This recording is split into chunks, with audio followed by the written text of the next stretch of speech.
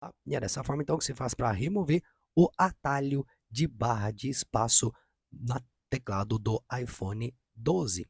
Bom, pessoal, então, para fazer isso, remover esse atalho no teclado, eu venho aqui no teclado, aqui um exemplo, ó, e se eu clicar duas vezes na barra de espaço, ó, ele me dá um ponto final e ó, começa a próxima letra com letra maiúscula, tá ok? Ó, duas vezes ele faz essa forma. Então, se eu não quero, pessoal, eu quero utilizar o teclado aqui, o espaço, para dar espaço mesmo, tá ok? Mesmo se eu clico duas vezes, ó, eu vou lá para estar desativando essa função, painel aqui de ajustes, chegando nessa tela, geral, mais abaixo, teclado, e agora vamos aqui ó, em atalho, então desmarca essa caixinha aqui, ó, desmarcando, agora você pode voltar lá no seu teclado, escrever a sua palavra, colocar duas vezes no teclado, tocar duas vezes, e ele não vai colocar um ponto final, ok? Ó? Então você pode fazer duas vezes, ó, e ele não vai colocar um ponto final ali para você, tá ok?